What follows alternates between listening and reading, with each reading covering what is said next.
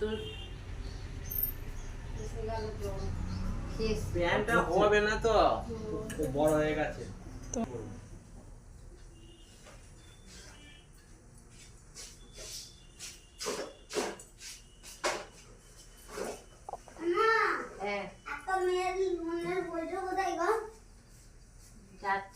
ওই তো গায়ে আছে দেয়ালে বেঞ্চি কর্নারে ছেলেটা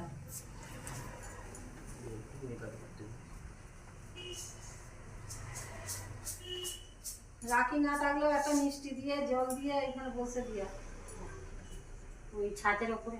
হ্যাঁ।